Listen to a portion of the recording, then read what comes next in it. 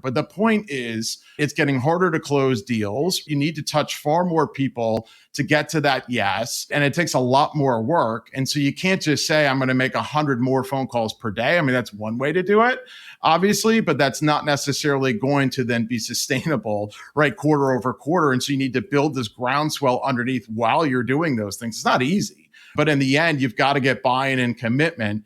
And ultimately, the reps, once they start to see it, really get that aha moment for the reps, just like you would from a customer relative to the value from the product. So again, it's not easy and sometimes it's counterintuitive, but it's just hard work and base salary work sometimes, right? Welcome to the Product Tea with Leah. I am your host, Leah Tarin, and we are about to spill the tea with the best from tech about product growth and senior leadership topics.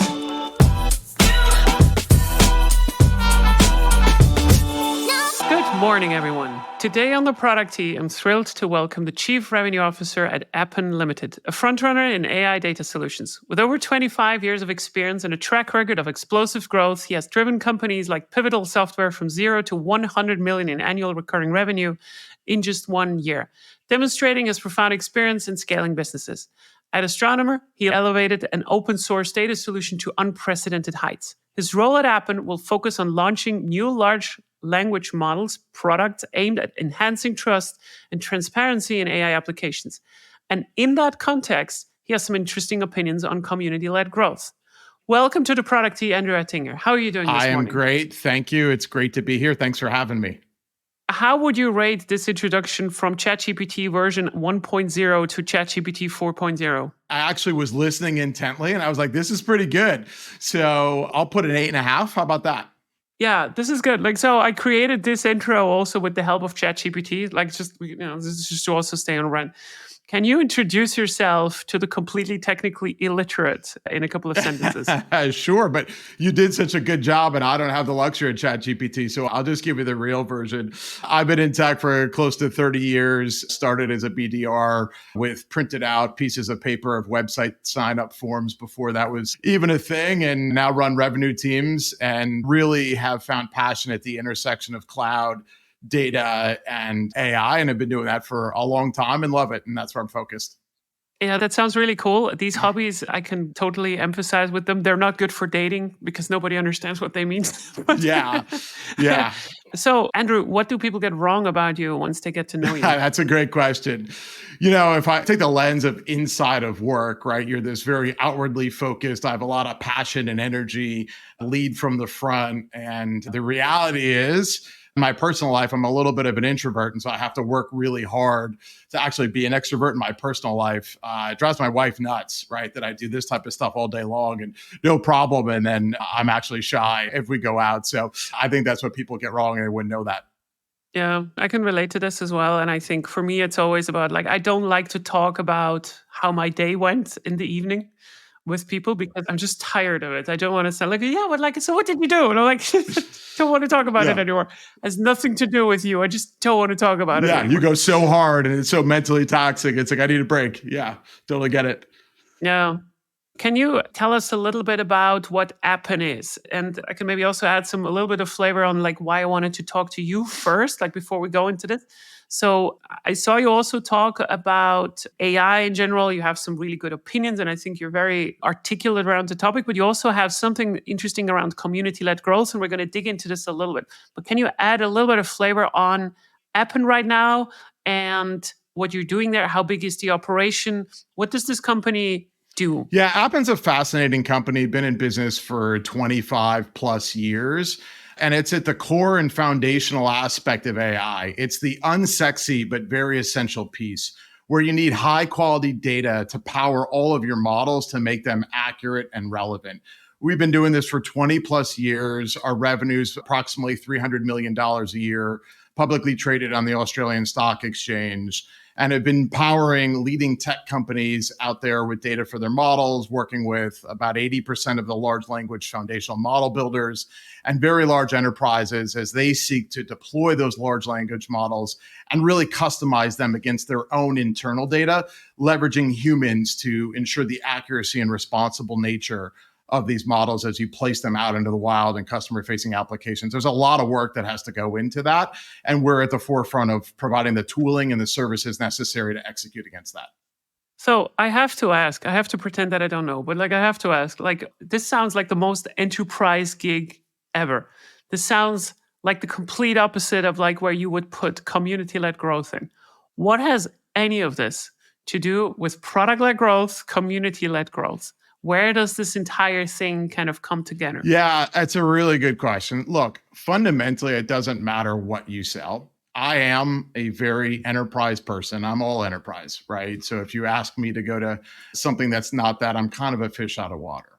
However, when you start to look at a community, right, and whether you're selling, DocuSign or you're selling, things like, Datadog or Wiz and Secure, like you can pick your company, right? The way in which you need to generate demand is by building out content and value added interactions with the personas, right? That your product or service can enable them to have a 10x better life, right? Inside of work for the problems that you solve. And so, really fundamentally, you have to work really hard at fostering that, right? The game has changed, right? You can't just, email 1,000 people, think you get 10 leads and run that math formula and go scale it out. It doesn't work anymore. So, you really have to create these communities and be very intentional and specific against the problems you solve for the personas that matter, right? And do that in a really curated way. And I'll stop from going further because I know we're going to get into it. But there's a lot of things you need to do in there that are counterintuitive, right, to how a salesperson might think towards generating demand. But at the end of the day, the only way to thrive going forward is to build communities against your key personas in your key accounts and really drive that for leverage. Yeah, and I think this is an interesting one. First of all, because of the size that you have, right? So like this is not a small this is not a small kind of college club that you're running there. So this is a relatively big one. The other thing is like you're a CRO, and I know we share the same opinion on like cross-functional understanding of C levels. And in my mind, I've been talking about this quite a lot. I think that CPOs have to become really literate in revenue architecture, understanding also like where predictable revenue comes from and where it stops. And, like how to teach your product organization how to understand revenue. Now, you are ironically a CRO, and you're probably also hired to generate predictable revenue. And now you're coming along and you're saying like, hey, community-led growth is the complete opposite of predictable revenue, because exactly as you said, right? Like it's not about, hey, like we're sending 1,000 emails and then we have 10 leads that are coming back, and therefore I can say like how much. So like you seem to be a CRO that understands the product side. And how do you think about like why is this so important? Just like to also repeat the message. Why is it so important for a CRO to understand product and GTM, go to market side, like the marketing side as well, along with growth? And why do we suck so much at this? I don't know if we suck, but there's a lot of work that goes into this. Not us too, of course. Well, no, we too. We have figured it out, of course. Of course. Well, I was just talking about we as the industry, right? We're all working hard together, right? And the rising tide lifts all boats. But look, like just to be clear, the math and the systems and predictable revenue all matters, right? But that's kind of like air and water at this point. And so I think as you look at the modern landscape of tech companies, the modern landscape of leaders, CROs, CPOs, right? Take your heads of engineering, et cetera, right? You really need to be synonymous with each other, right? And you've got to have a chief product officer that could step into my shoes and go, right, run some calls, and vice versa, right? I have to be able to go talk to their organization, right, about strategically what the most important things we're going to do and why, and how that impacts our users and why we would rally around that. And so if you start to look at that and you say like, all right, I'm in this CRO seat, right? A modern revenue leader, regardless of title, needs to really understand the core sales, which we talked about the math, but that's like table stakes at this point, right? And so is hiring and, management and coaching and all that. But really then, how do you control and have a real meaningful impact on creating and generating demand? And so understanding marketing is critical to that, right? How do you leverage triggers? How do you leverage first party intent? How do you leverage building all of this community growth so that you are constantly fostering, right, the next wave of prospects that can come into your pipeline when you least expect it, right? And while you're doing that, taking the signals and really bringing the engineering and the product and your other C levels into the boat. And as you eloquently say, get them to understand money and get them to understand how all of this works and how we, go about this together. And there are a bunch of things you can do. Like I have in the past published the best of, where you take 10 gong calls, right, every month, where you take great ones, you take bad ones, but not bad because your sales performance was bad, but just because your message did not resonate with the prospects, right? They challenged you on things that you didn't understand. And then 10 in the middle, where it's like, could have gone either way. And again, I'm not talking about sales performance here. I'm talking about interactions with the market. And when you start to take that data, right, and that's more than data, right? But when you start to take that, you can really level the playing field, because I've really found that those other folks are like, wow, thank you for sharing that. Like, I never understood that people didn't understand what this acronym means, or I actually thought they'd click on this button 7 times and just get it. It's now clear our documentation needs to be better. It's now clear our UX needs to be better. It's now clear that I could actually scrap these stories and sessions I have in the backlog and put others at the forefront to kind of accelerate, right, people getting value from the product. And so all of that interaction is really critical. And in the end, it's just like this, circular formula, right? Because then you would take that and say, okay, great, that's how I'm going to go use things to generate the community involvement so that they feel passionate about the types of problems that you're helping to solve and the value you can provide to their life. And so really that intersection is really hard. And going forward, I think it's going to be increasingly more critical for leaders at every stage of company and at every area of domain inside of that company to really have all of that in a level playing field and collaborate together. So it's something I've been working on really hard and pretty passionate about. I really, really like this. So what you're saying is that, so you take the top 10 best calls, or like representative calls maybe as well, like in the bottom and then something in the middle. Are you saying that you just slap them into the faces of the other management team leaders? Or is this more like an exercise on like how to get cross-functional buy-in from the company, like from everyone, like where you try to just kind of also seed this knowledge? Because one of the problems also at this particular scale, which I know is that calling an all hands itself for anything is not happening anymore unless you are the CEO and you need to announce some kind of downsizing or upsizing, because there's just too many people there. So what do you do now specifically with this? Is this really for management, or is this towards your directors? Is this towards the group PMs? Where do you place this particular knowledge? I just slap them around. Here's everything we need. So I'm using your tips. No, look, I think at the end of the day, people have really loved in the past to hear all of the great calls, right? And here is the positive affirmation. I think when you get old like myself and you've been through a lot, you're really comfortable to say, hey, look, here's where I'm stuck.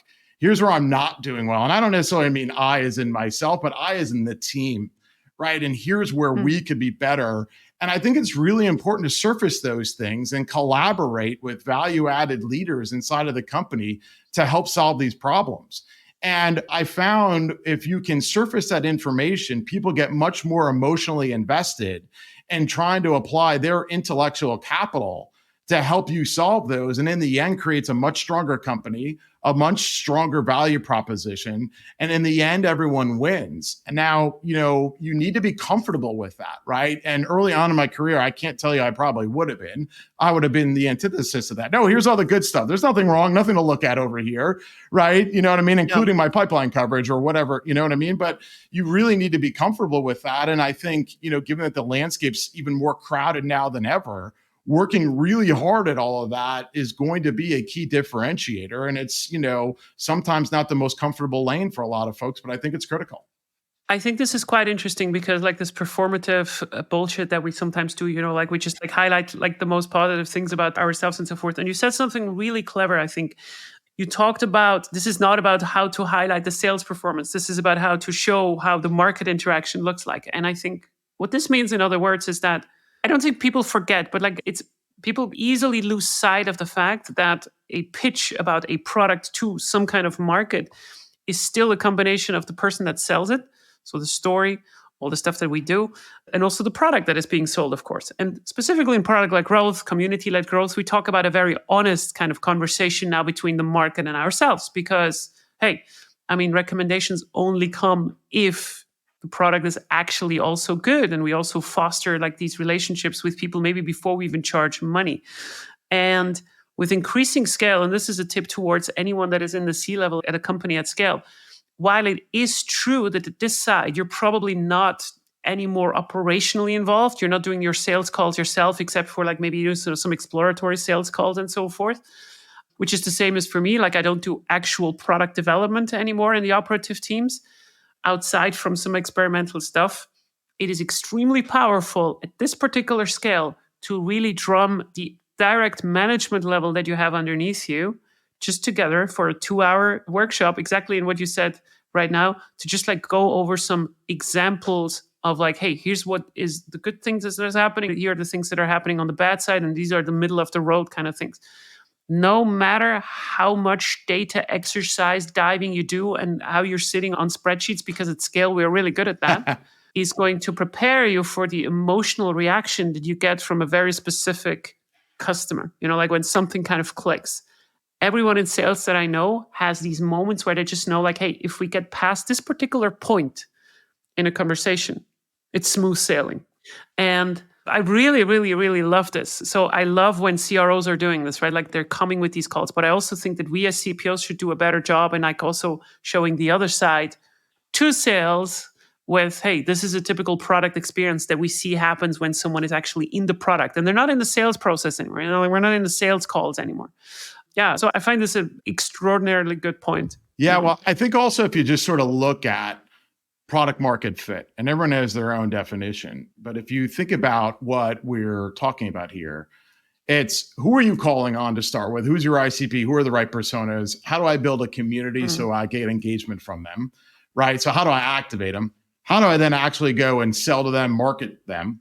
Once I get them, right, how do I onboard them? How do I get them to value, whether it's the aha moment or, you know, other things and maybe different enterprise sales? And then at the end of the day, are they repeat buyers? Are they advocates? Are they growing, right? Are they evangelizing for you? And that whole cycle is when you really have product market fit. And it really further just exaggerates what we've been talking about and the need to look at that holistically, particularly when the market, right, is so flush with innovative tech that's coming out that could disrupt any one of those little areas in that whole life cycle for you. And so it's just this constant evolution, right, that I think is really fun and interesting if you like to solve problems. But you really have to pay attention to all of that, because as soon as you think you nail that and you've got all that working and you claim product market fit, either someone could disrupt you, or B, now you're trying to go add and find adjacencies in the market or other products or otherwise, at which point you got to start that cycle all over again, right? So there's no smooth sailing. And so getting those foundational elements right from the start is critical, because then it just sets you up to be able to adapt at any one of those moments. So just a short question on this one. How many salespeople do you have in your organization? Like people who are 100% working in sales? Yeah, I haven't added up, probably close to 50. Okay, so you have about 50 people. So at the same time, so community-led growth, product-led growth, all kind of understood. And we're trying to also create this kind of intersection there, or like the cross-functional buy-in, all understood. What is the ideal state for you, like to understand? So like, what does a salesperson do in an environment like this? Because classical sales is very, very acquisition-focused. It's a lot about predictability, as we said. What is their role from community-led growth? Where do these leads come from? What comes with these leads? Specifically, like what do you tell them also from the product? Like, where do you put this? And then maybe also like my favorite question, how do we steer them through the incentives that they're not just like trying to talk people into something at the wrong point with the wrong kind of offer to close the deals? Yeah, I like to reverse engineer things, probably because I was never smart enough to be an engineer. So it allows me to pretend. I wish I could have been, though, now in retrospective. But like, if you look at sort of conversion, which is ultimately what you're after, and you know, you want a community, right? So you have content, community, conversion, right? So until you develop the right set of content such that people are engaged and you're giving them, right, a pathway to understand how you can make their life 10x better, which, by the way, might mean that they never buy from you. And that's okay, right? But once you've done that, you've now earned the right to create a community of professionals, personas, and companies inside of your ICP that understand the value that you can provide, and at a higher abstraction level, the value, right, that they can get by the concepts by which you're offering, whether or not they actually use your product or service. And so it's really about content, community, and conversion. And you really need to work hard at that. And again, I'm not saying that there isn't your traditional PG Tuesdays or that you aren't running, a lot of your other traditional things. This is sort of, in unison. And I was actually just talking with a large VC fund the other day, and they said the average pipeline coverage that they're working with their portfolio companies is now 5.3x. Right. And in the old world, which I don't know, might have been yesterday or, last year or whatever, it was always this magical 4x number people use. Whether it was right, wrong, or indifferent, it didn't matter. But the point is, it's getting harder to close deals. You need to touch far more people to get to that yes. And it takes a lot more work. And so you can't just say, I'm going to make 100 more phone calls per day. I mean, that's one way to do it, obviously, but that's not necessarily going to then be sustainable, right, quarter over quarter. And so you need to build this groundswell underneath while you're doing those things. It's not easy. But in the end, you've got to get buy-in and commitment. And ultimately, the reps, once they start to see it, really get that aha moment for the reps, just like you would from a customer relative to the value from the product. So again, it's not easy. And sometimes it's counterintuitive, but it's just hard work and base salary work sometimes, right? I think that makes a lot of sense. So just tell me whether I'm wrong on this one. So, but I think the most of the community or like the content that goes out is probably also prepared by marketing or like a closed function at Appen. Like what are you talking about, right? So like content marketing and so forth. This is not driven by sales, of course.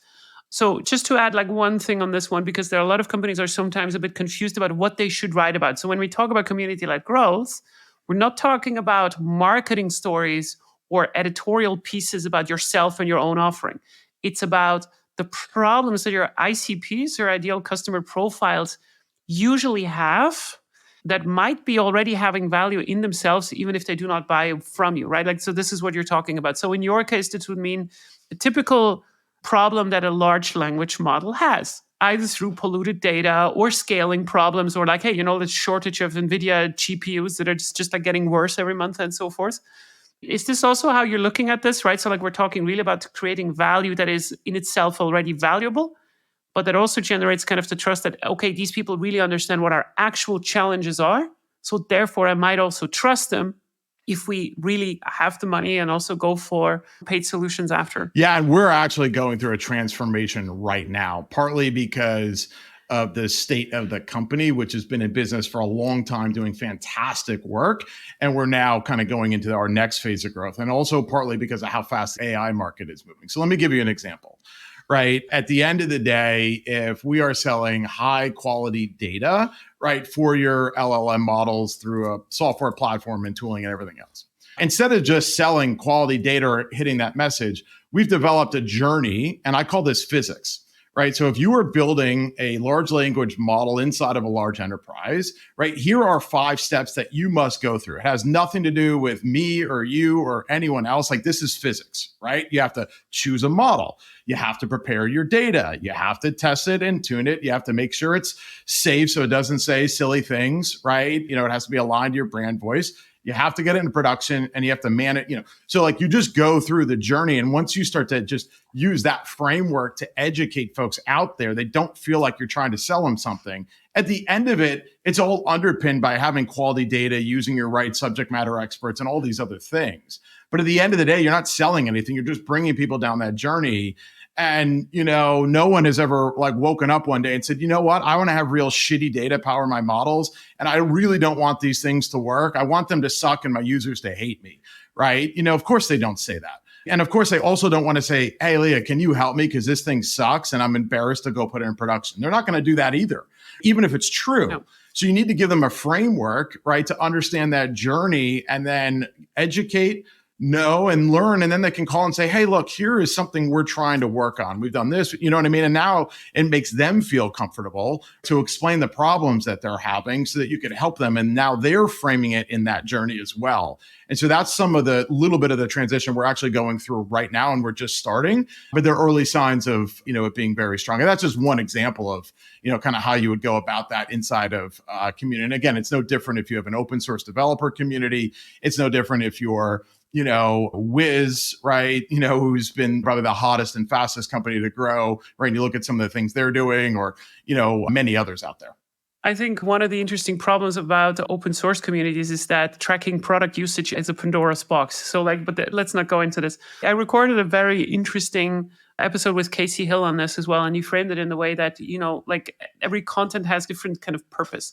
So some of it is very, very top of funnel, hey, here's a typical problem that you might have with a large language model. This is going to sour your day and so forth. And at the very bottom of the funnel, you have this conversion stuff. Hey, we have a special offering for something and so forth. But in between there's a lot of individual steps of trust building that you have to get through. And you need to kind of find a good mix for whatever this is, whether this is a pure content strategy, whether it's also through community, whether you're running webinars and so forth. I can add some flavor to this. So me as a personal growth advisor, I need to put my content in front of about 1 million eyes in terms of impressions to have one conversation that converts into something kind of paid in some kind of form. And it seems to be kind of right. So in between this 1 million and this one in there's a lot of stuff happening. And I did the math lately. I only talk in about 0.2% or 0.5, something like this, of my articles about what I do as a paid service. The rest is not about this. And this gives you a really good, I think, idea also in a corporate environment, what the ratio is of where you are. And I think it's totally fine. So let's say we have this kind of moment where someone is really interested and they want to get in contact with you. So at some point they get in contact with your 50 salespeople. So this is about inbound creation. So how do we create good inbound leads? And the better they are, the more it is worth it for you to also have a conversation with them, regardless of their value. So what do you deliver from someone that is active in the community and they say hey, Andrew, I would like to talk to you. Let's have a call. So let's just start with this scenario. What kind of data, if any, do you give to salespeople when they're getting this inbound? Or what do you collect on the forum? What do you see? I'm not sure whether you're using HubSpot, but if you do, what would they see in your CRM that the customers have done? So what is the kind of information that you're also giving to your salespeople to have a good call? It's a great question. I think, again, just reverse engineering the problem. If you provide enough of that high value and relevant content, what you're actually going to find is your form fills get a much more detailed about the project. And so we've just seen, paragraphs, and I love waking up in the morning and seeing, a couple that come in overnight every morning. It's just look, here's a project. And I won't call out the company, but there was one this morning that was so detailed. It was unbelievable. And you were okay, you only could have read content or seen something, right, to go this deep and fill this out, which is fantastic. So that's one thing. The second thing is, first party data is really important, right? And so there are a bunch of tools right now, and I don't want to call them out by name, but where you obviously can understand who your website visitors are. You can actually get about 20 or 30% down to a person level. And then you can also obviously see and match what they've clicked on, what their journey was at, and anything else that, marketing has touched them on. And so when you pipe all that into your CRM, you're able to go to a tab and see a lot of that information. So you can understand the journey they went through. You can understand sort of the keywords. You can then map, obviously, relevant case studies and customer, not even testimonials, but just stories about how we've helped others. But more importantly, it allows you to even have a quick internal conversation. So I get this stuff about a particular set of data where it's images. And I know, Leah, you're my image expert internally. I could just call you real quick and say, hey, Leah, I have this prospect, X, Y, and Z company. They're looking to do this. Here's what they're saying. Do you have any tips for me? And so it really then allows you to get on the phone and be a lot more educated and bring the right technical resource at the same time as well.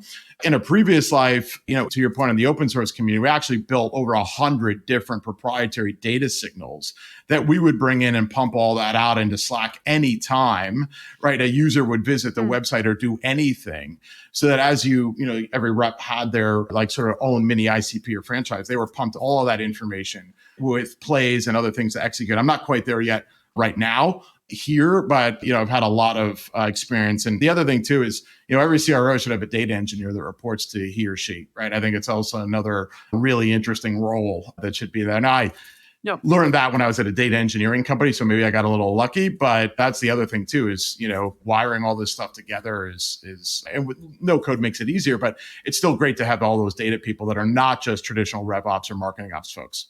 Yeah, I think that's totally fair. And so here's a question. So you're talking about all these data points. Are you using also a lead scoring model that goes also a little bit into product usage? So not just on the Firmographics side, how big is an account, how much money do they make, and who is the person with the budget in hand, but also like, hey, so like if they're doing this specific thing in the product, then we're starting to reach out to them. So are you also creating this to phone contacts off, or like how does this work? Yeah, I mean, we're a little, I would say, immature almost on purpose about lead scoring. Because in the business that we're in, actually working with smaller innovative startups allows you to learn a lot of the cutting edge things inside of AI. So for us, we actually want to talk to all of these people because we learn, and we wind up actually doing some projects even at cost just to learn with smaller companies where traditionally they probably wouldn't be scored that high. But if you take away the knowledge that you gain, the score actually, inverts to maybe even the highest, right? So we haven't cracked that code just yet. Not here to profess that we have more inbound that we can handle, because I'm not sure many people have that. So it's okay. I mean, we have plenty, but it's not like it's like we're wasting our time on that. But there's a lot of learnings, right? And then you understand things and frameworks. And again, in AI, this is moving so faster. And I was in the early days of cloud. This is moving so much faster that you have to take those to learn, right? So it's a long way of saying, no advanced, sophisticated lead scoring at this point, but plenty of learnings to be had. So I think this is an interesting one, because what we have now also with PLG, or like as you offer also like a free version of your product, or like whatever you do. Like, so if you're doing this successfully, that means you do get more leads. That much is clear. And I think you can absolutely have too many inbound leads, but the problem is also with PLG that there's a lot of garbage coming in. Maybe not in your case, because I don't think like the singular developer is going to be ending up in your inbound. Maybe, I don't know. That might also be possible. But we usually have the problem that, as you have a free version, you also have much more leads that are like below the amount of threshold that you want to talk to, because it's just like the unit economics do not work out anymore. And this is why I love combining the Firmographics and also the product usage together to also use PLG as a separation model. What I mean with that is that in that case, we would hand someone off to the self-serve funnel rather than sales. And the most practical example of this could be that if we have a sign-up form where someone has to give some kind of data, how big they are, and they are below a specific threshold, then they do not get the contact sales button anymore, which also helps us to kind of separate the pipeline. So all of this is quite interesting on what's happening right now. And I think it also works specifically well at scale because, 50 people who call you per day that should not be calling you are costing you real money. So this brings me now back to this one kind of question. So I've been talking a lot about Gary, the sales guy.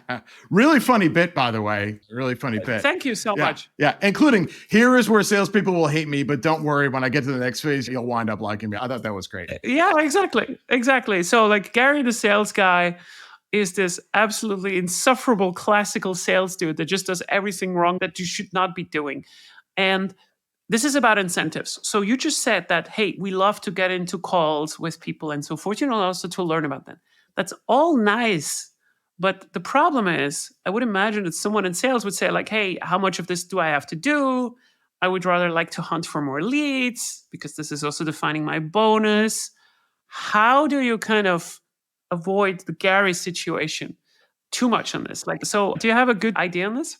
Yes and no, but it's really funny because as I was watching that Gary bit of yours, which again, I love.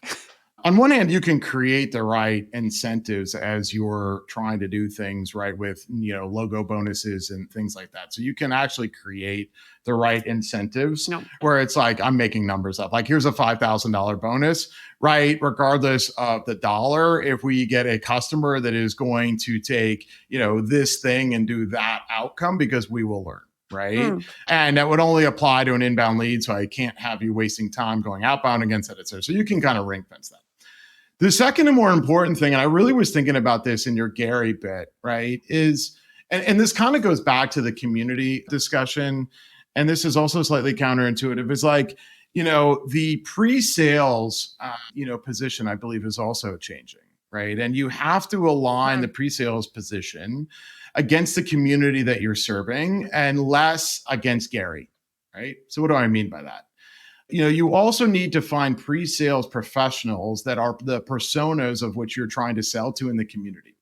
So that you're going persona to persona, you're going to practitioner, and therefore they're less incentivized to just make sure that they get their bonus, Gary gets their bonus, and they go to the state dinner together, right, and order the fancy bottle of wine. I'm grossly overgeneralizing at this point. So what do I mean by that? Well, in my case, right, when I, let's say, was an astronomer, I hired data engineers, right, as my pre-sales folks, right? They'd never sold before in their life. You might have to go through a few more interviews and like, I don't want to sell. I hate salespeople. Well, of course you do. Right. But at the end of the day, would you like to go talk to 1,000 of your peers every single week and just help them on their journey and deploying the modern data stack? Oh, wow. I would love that. That sounds like an amazing job. Right. Like I actually am a little extroverted for, this persona and I would love that opportunity. Great. In my case at Appen, it's data scientists, right? Would you like to go and talk to the other data scientists or ML engineers that are trying to eke out optimal quality and performance from their models and really just focus on the problems and working with them such that you learn, you see innovative things, and you feel good about your work? Forget sales aside, right? That's going to come. And so really then architecting that pre-sales team really helps. Now, I'm not saying you can't have any that don't understand what I call sort of classical, pre-sales, but I think infusing, right, the team into sort of this portfolio approach against all of that is also something that's worked really well. And I believe going forward, you sort of talk about the, modern, sort of revenue orgs or orgs in general. You're going to need to have that because people are too technical. They're coming in more educated, whether you've done a good job with content or product or whatever. And if you're not hitting them, right, or if you're hitting them with just a demo jockey, it's not going to work. Like they want to talk to one of their peers. And in some cases, maybe you don't even want a rep on the first call. Like similar to your like product-led growth, where you're like, if you put your rep in before they're activated, you're going to screw it all up, right? And I wouldn't go that far, right, sort of in this enterprise segment with persona to persona, but there are some similarities and elements, which then, again, just makes you start to think about like, how do I create the optimal set of talent, right, inside of my org to service that? And where do I invoke them and how? And again, all these puzzle pieces are kind of what keeps me energized every single day. And, where the industry and the game is changing a little bit, and it's a lot of fun. I keep milling about this idea for like 2 years now that I'm writing about a new position in the industry. And every time, every second day, I think it's a good idea. And every second day, I think it's a shit idea. So what I'm thinking about is what salespeople do. It's not just anymore just like acquisition, okay, so now you take the customer, now you close it, and as soon as it's signed, it's kind of gone, right? It's like the position itself is getting more complex. And sales invariably also has a lot of influence itself on the product development. It would be stupid not to take their feedback that you also get from them and so forth. That would be really stupid. As long as your name's not Gary. Yeah, fuck Gary. Exactly.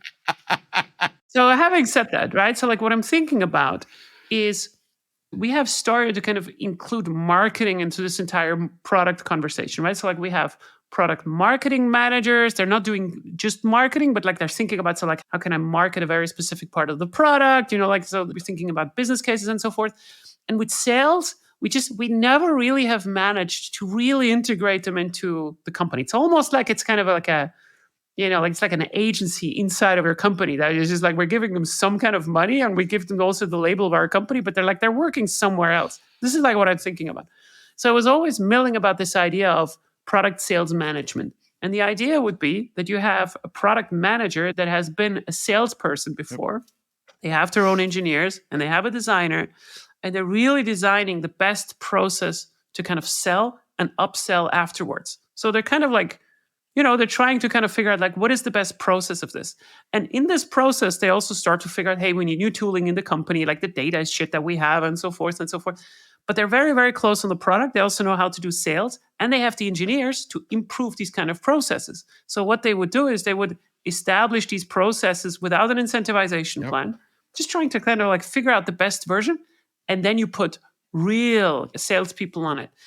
It makes so much sense in my head. I just do not know whether it will work out. But at some point, just sooner or later in this century, I will figure out whether it makes sense. And I'm calling it product sales management. So I'm not sure whether it makes sense.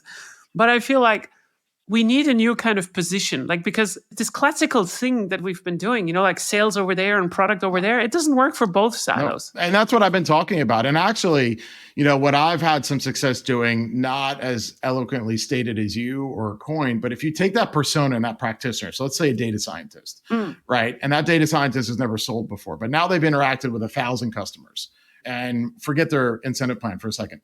They love to now influence product, or some will. So you can move them into that role, right? And so because now they've learned sales, right? Maybe not from Gary, but from Leah, right? They have their core skill sets where they deeply understand the domain and the practitioners. And now you infuse them over there. that's one way, that's certainly another way to go do that I've seen work. But I totally agree with you. You have to have that, just like this new position, you have to have real deep data engineers reporting right to revenue leaders. Revenue leaders need to control, right, marketing, sales, that whole life cycle, right? And you need people that can go wire up. You want to talk about AI and the SDR motion and everything else. Like if you're a revenue leader, you have to have someone that can go and integrate first party data and use Clay to automate things and go build the AI automations into emails and all of that, because you can't have an army of BDRs right anymore and not getting the value when you can automate all of that. But that's got to be the job, not of marketing and not of, just go use ChatGPT and go figure it out. Like you actually can very easily build those systems, right? And it's not expensive. No. You can go hire that person for, $100,000 and you can get 10, 150x output as a result of that, right? So to your point, I think there's another position there that we've talked a little bit about. And I think when you start to marry all those things together, you start to have the, composition of modern, go-to-market work, right? And again, go-to-market is in product and bringing all that together as we've talked about. I'm starting to think about this, like when we talk about hey, how can you build, for instance, a good consulting business or whatever, like everybody tells you to combine two skills, so I don't know, for instance, this will make sense in a second. So for instance, everybody tells you oh, okay. So if you like to drive bicycles and you're a salesperson in your main job, right? Then, sell bicycles, you're combining the two because you're never going to be the best salesperson in the world, but maybe you could be the best one that is selling bicycles because you're also loving to do this as a hobby. And I'm starting to think that I cannot think of a single person that I enjoy working with that is really, really good at their job, that is not having the secondary set of skills from a different kind of silo as well. And I think for myself, it has been always this huge unlock. I honestly think that I'm a better CPO because I started to kind of make an effort in understanding sales, sitting in these sales calls, trying to understand how much pain they go through and how fucking hard it is. To just whether, especially if you're in an outbound motion, about a product that is not particularly good, how much rejection you get hit into the face. And I think this is what's missing with a lot of product people. And I understand also why it systemically happens. But the other side, you also have this salespeople do not understand how frustrating it is to work in product and so forth. And then you have the CEO to make everything even more complicated. But I honestly think that if you can be the best marketer in the world, if you do not understand at least one or two other silos on the other side, and how it feels for them to work with you, you cannot be good. Unfortunately, you cannot be the best. This is exactly what this is.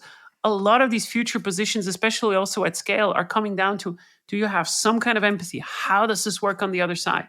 And sales that does not understand go-to-market and product, it's not going to be successful in the future. It just isn't.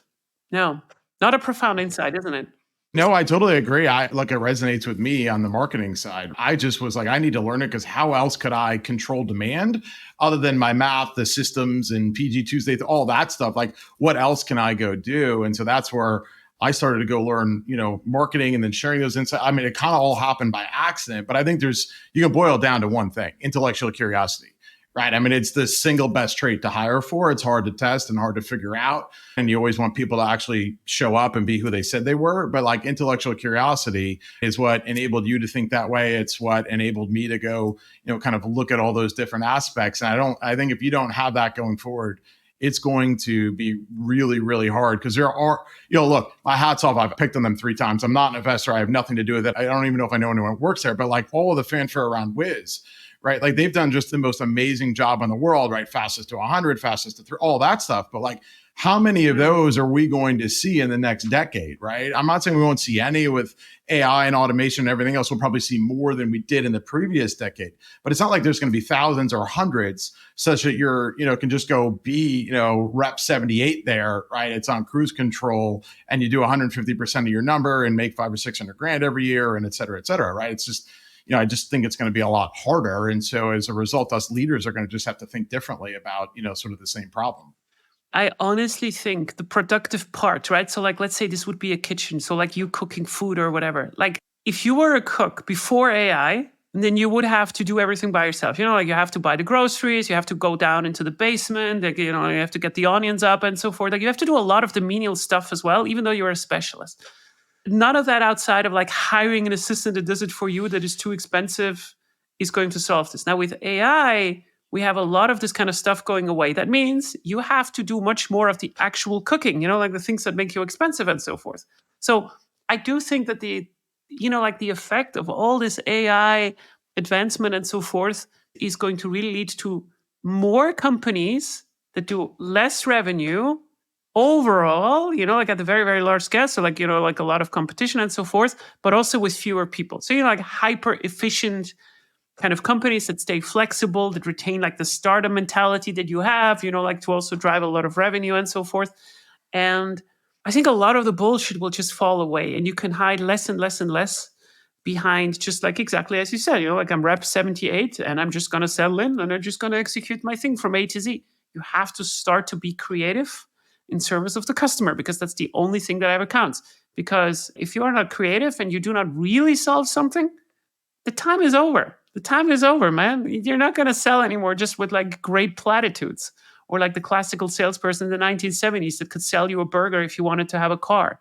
It's just not going to happen anymore. And look, and we saw it in cloud, right, with developers. And not, maybe I'm just a nerd because I grew up in that area and I love this stuff, but like Adrian Krokov, who was like the chief architect at Netflix, very famously said he wanted to build the right levels of abstraction so that his developers didn't spend time on undifferentiated heavy lifting. And, over time, that abstraction layer kept going up and up and up so the developers could just focus on writing code, right? Hit submit and would go through their automated CI/CD pipelines, blah, blah, blah, right? And then auto-distributed, all that stuff. Well, the same thing is true here, right? You have to continually build these abstraction layers to increase the productivity and the throughput of less people, right? To give you the output that you would want from, 5x the number of folks, which you can do now through automations, through data, and through tooling. But that's like, again, back to the $100,000 and $120,000 person, you could go hire to build a lot of that. Right. All of that is out there. And so you're going to have to build these abstraction layers, also because capital is more expensive, right? It can't just be, sort of the last several years thinking whether interest rates come down or not. I don't think it matters, right? I still think efficient growth is not going away anytime soon. And it is, going to be, what are you doing, right, with AI to make your teams more efficient? Could be Copilot for coding, all these other things, right? Like you can't have release cycles that are now 90 days, right? For new product features. Like it doesn't work, right? No different than kind of what we're talking about here. So it's fun times ahead. Yeah. And I think people forget that we used to kind of develop software and then press it on DVDs and then put it into kind of letterboxes. That's right. And you can update it once a year and all that good stuff. Exactly. Yeah. The past was fun. Yeah. Or you just like, you break the customer system. Yeah, we're going to send you another DVD to just like patch it. Yeah. I was actually, this weekend, I was like, you know what? I've actually never personally went in to create my own GPT. So I was like, I wanted to just see what it would be like and what I could automate. It was really easy. I don't have anything production worthy and it wasn't great, but I spent 10 minutes. It was like, this stuff is easy. So it's like, if you're not using it, right, you're going to be in trouble. Yeah, this is another point. Like I highly, highly, highly recommend, even if you're not working in AI, that you at least use these tools in some kind of way to also feel their limitation. Yep. Because it gives you so much appreciation. Like you don't need to use TensorFlow or whatever. Like you don't need to create your own kind of algorithm. But like still, it helps you so much to understand where the limitations are of AI, but also where it's probably better than you think. So for instance, I used to hold the opinion that you need to know SQL. Sorry, you're a CRO, so I need to clarify. I don't mean sales qualified leads. I mean the query language for data. So I used to think that, yes, all my PMs need to know SQL and need to know how to code it relatively well. Language models are so strong in taking query language, and then you just like, you tell it like, hey, can you do something with this? If the data itself or like the tables and the names are self-speaking, you can get quite far nowadays. And I used to say no BI tool will ever be in the position to be, usable quite far without having any SQLs, because I still think that you should know some kind of stuff, but like it is mind-boggling. And you will know specific application parts that you would not really understand if you're not using AI yourself. It does not give you really good answers to like, hey, should I divorce my wife? Or like, what is the purpose in life? But it can definitely give you some really good appreciation and insights on your data structure if you also feed it good data, like to your point in this regard. So I think the future is pretty exciting to go forward. And I'm quite positive. It is. And I love your perspectives. They're refreshing and energizing. Okay, thank you so much, Andrew. And so this has been a fun almost hour. Is there anything that you are super excited about or a little bit scared in industry right now before we close this episode off? Well, yeah, I'm scared that a lot of the onus of figuring out product market fit, right, is falling on the shoulders of CROs on their own. And maybe this is self-serving, and maybe I'm trying to create a union of sorts because you just see a lot of things out there. I'm half kidding, right? But if the community as a whole, i.e., technology, right, companies are not starting to adopt some of the things we're talking about here, you're going to just see a lot of churn of very good people, right, that really never had a chance to even begin with. And it's going to be unfortunate. And as a result, there's going to be a lot of great companies and great products that probably could have won or should have won that don't. And so I think that's scary because, like, look, you're a student of the game. You always want great products to win because they deserve to, right? Or great theses. But, I think we've got to go solve a lot of the things we're talking about here for the future so that everyone's, got their due and fighting chance, right? So it's a little scary there, but look, refreshing to hear, from a CPO perspective, right, and PLG perspective, how you're thinking about it. So, clearly there are good pockets, and hopefully I'm bringing a little bit of that to the table from the revenue and marketing and sort of the intersection with your persona side. And so I think if we get that right, it'll make up for the scariness. No, I think you absolutely do. And I think one thing that people really kind of need to understand about product-led growth is product-led growth is particularly strong when you have a lot of competition. And one of the reasons for this is that it's very counterintuitive to people to understand that it doesn't matter what your product is if people do not try it out. Yeah. Because if you have 20 options to try, you only need to kind of test 4 of them. So you will always go for those that are easy to kind of try. So it doesn't matter how good your product is. And this is what people sometimes constantly misunderstand. This is why product-led growth is so good, because it puts the product forward, because in a competitive market, that's what matters. And it doesn't matter how shiny your marketing messaging is, or like how well Gary has polished his bald head. It doesn't really matter. It doesn't matter how shiny it is. If you cannot test it, people will not test it because they have other options to do so. And then your product actually doesn't matter. So, the saying that we used to have, like, hey, just have a good product and then everything follows. That is unfortunately over in a competitive market. And AI makes every market right now very, very competitive because it's easy to kind of build your product. So 100% with you. And yeah, I'm looking forward to how this all ends. Yeah, I love it.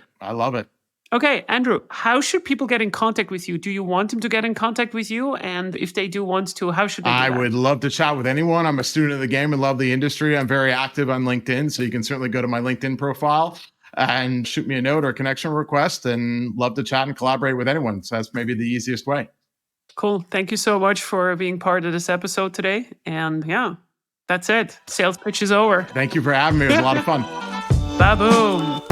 Thank you so much for listening to The Product Tea with Leah. If you don't have enough yet, you can subscribe to my podcast right now on Apple Podcasts or Spotify, or you can head to my website, leahtarin.com, which is leahtarin.com, where you can find much more of my material or just want to work with me.